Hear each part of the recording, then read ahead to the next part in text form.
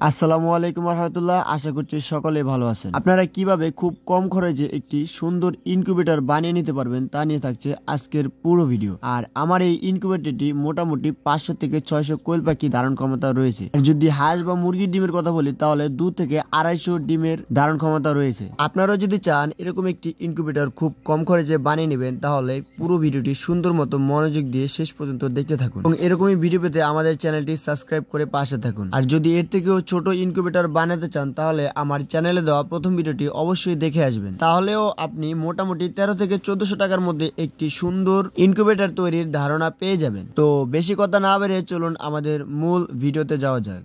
তো ইনকিউবেটরের মালগুলো আমি 7 দিন আগে অর্ডার করেছিলাম, অবশেষে পণ্যগুলো হাতে পেলাম। এটা আমার নিজেই তাদের অফিস থেকে গিয়ে আনতে হয়েছে। তো পণ্যগুলো নিয়ে সরাসরি একদম বাড়ির দিকে রওনা হলাম এবং একটু খুলে দেখার চেষ্টা করছিলাম যে পণ্যগুলো সব ঠিকঠাক আছে কিনা। তো দেখলাম না, আলহামদুলিল্লাহ সব ঠিকঠাক আছে, আমি যেরকম চেয়েছি এরকমই দিয়েছে। এবং মেশিনটা বানানোর জন্য আমি আগে থেকে ককশিটটা এনে রেখেছিলাম। আর এই ককশিটটা কিন্তু আমার আগের যে ককশিটটা ছিল, অর্থাৎ আগের যে ইনকিউবেটরটা ওটা থেকে অনেকটাই বড় এবং লম্বা। আর এই মেশিনটার মধ্যে আমরা মোটামুটি ভাবে 500 কোয়েল পাখির ডিম দেওয়ার মতো প্রসেস করব। যদি হাঁস বা মুরগির কথা বলি তাহলে মোটামুটি 200 মতো ডিম দিতে পারবো। প্যাকেজটিতে পেয়েছি একটি 12 ভোল্টের ডিসি চার্জার, টিএসসি কন্ট্রোলার, এর মডেল হলো XSW3001 এবং একটি 2 পিন সকেট, গোস্তার যেটা ছিল খুবই লোয়ার কোয়ালিটি, এবং একটি হোল্ডার। এই হোল্ডারটিও অতটা ভালো কোয়ালিটির নয়, এবং একটি 12 ভোল্টের ফ্যান। এটা সম্পূর্ণ ডিসি ফ্যান। আপনারা চাইলে এসি ফ্যান ব্যবহার করতে পারেন, তাতে আপনাদের কোনো চার্জারের প্রয়োজন হবে না। যেহেতু আমার ইনকিউবেটরটি খুবই ছোট সেহেতু আমি এই 12 ভোল্টের ফ্যানটি ব্যবহার করব। এরপরে রয়েছে একটি আর্দ্রতা মিটার। সর্বশেষ আমাদের রয়েছে একটি ট্যাপ, যেটা আমরা আমাদের বক্সটিতে ব্যবহার করব। কিন্তু আপনাদেরকে আবার একটু দেখানোর চেষ্টা করি যে আমরা মোটামুটি কতগুলো মাল ব্যবহার করব।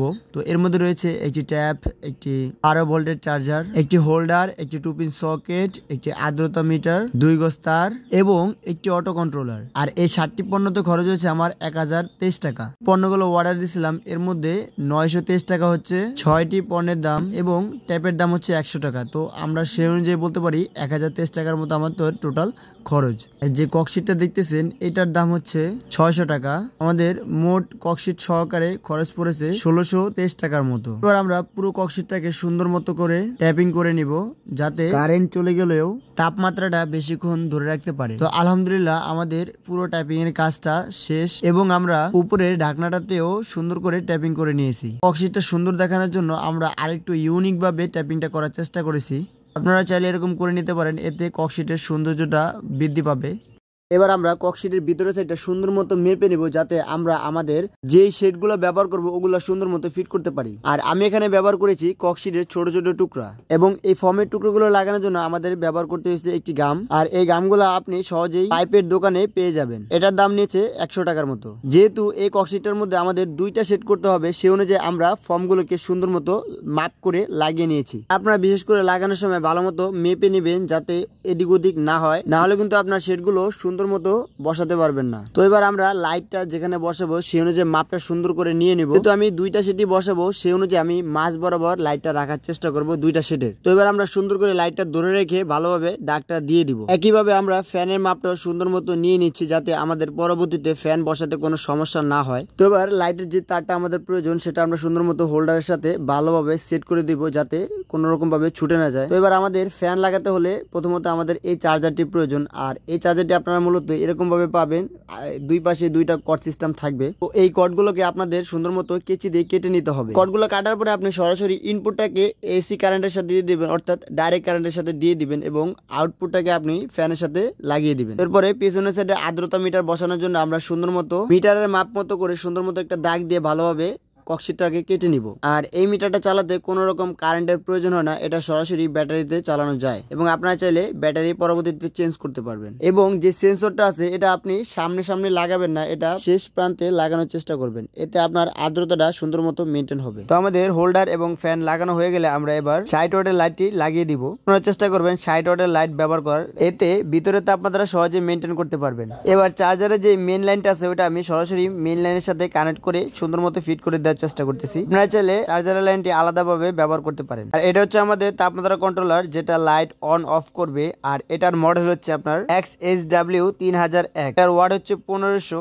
আপনারা অবশ্যই ওয়াটটা দেখে কিনবেন। কন্ট্রোলারটা ভালোভাবে নাট দিয়ে আটকে নিতে হবে এবং কন্ট্রোলারের ইনপুট যে তারটি আছে ওটা সরাসরি আপনি ডাইরেক্ট লাইনের সাথে কানেক্ট করে দিবেন এবং এর যে আউটপুটের যে দুইটা তার আছে ওই দুইটা সরাসরি চলে যাবে আপনার লাইটের মধ্যে। আলহামদুলিল্লাহ আমাদের টোটাল কাজটা কমপ্লিট হয়ে গেল এবং আমি যদি একটু আপনাদেরকে সুন্দর মতো লাইট জ্বালিয়ে দেখাই তাহলে আপনারা বুঝতে পারবেন জিনিসটা কিরকম দেখাচ্ছে। আমি এই শীটগুলো বানানোর ভিডিওটা আপনাদেরকে দেই নেই, কেননা ভিডিওটা অনেকটা লম্বা হয়ে যাবে। সেই অনুযায়ী আপনারা ভালোভাবে চেষ্টা করবেন বানিয়ে নেওয়ার জন্য।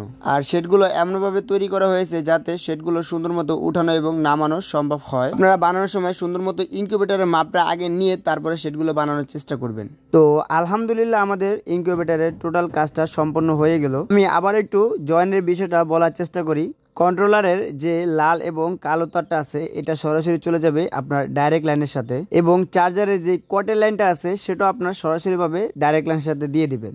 লালের সাথে লাল এবং কালার সাথে কালা মিলিয়ে দিবেন। এগুলো আমাদের ইনপুট অর্থাৎ ডাইরেক্ট লাইনের বিষয়টা। এবং আউটপুটের বিষয়টা যদি বলি, কন্ট্রোলারের হলুদ এবং কালো তারটা সরাসরি চলে যাবে আপনার লাইটের কানেকশনের সাথে। চার্জারের চিকন তারের মাথাটা আপনার সরাসরি দিয়ে দিবেন ফ্যানের লাইনের সাথে। আপনারা কালারটা সুন্দর মতো মিলিয়ে নেবেন। কাজগুলো করা শেষে আপনার সুন্দর মতো ট্যাপ দিয়ে ভালো মতো তারগুলো আটকে দিবেন। এবার আমরা ডিম ভিতরে দিয়ে দেখতেছিলাম যে সব ঠিকঠাক রয়েছে কিনা। আলহামদুলিল্লাহ সব ঠিকঠাক রয়েছে। ডিমগুলো সুন্দর মতো ঘুরানো সম্ভব হচ্ছে সেটার উপরে। যদি এবার টোটাল হিসাবটা বলি আপনাদের যে আমার টোটালে কত টাকা খরচ হয়েছে, তাহলে আমাদের অনলাইন থেকে অর্ডার দেওয়া মাল রয়েছে 923 টাকার মতো এবং ট্যাপ ও ঘামে রয়েছে আরো 200 টাকার মতো। ককশিট বক্সের দাম রয়েছে আপনার প্রায় 600 টাকার মতো। ডিমের শেড দুটো বানাতে আমার যে টাকা খরচ হয়েছে সেখানে যদি আমি আরো 200 টাকা ধরি তাহলে আমাদের ইনকিউবেটরের মোট খরচ হলো 1923 টাকার মতো। তো 500 থেকে 600 কোয়েল প্যাকেট ডিমে এটা আহামরি কিছুই না। চাইলে সহজে ঘরে বসে এরকম সুন্দর একটি ইনকিউবেটর তৈরি করে নিতে পারেন অনায়াসে এই ভিডিওটির মাধ্যমে। তো ভিডিওটি যদি আপনার উপকার আসে তাহলে আমাদের চ্যানেলটি অবশ্যই সাবস্ক্রাইব করে একটি লাইক দিয়ে যাবেন এবং আমার ভিডিওটি কে কোন জেলা থেকে দেখছেন অবশ্যই কমেন্টে বলে যাবেন। সবাই ভালো থাকবেন। আসসালামু আলাইকুম।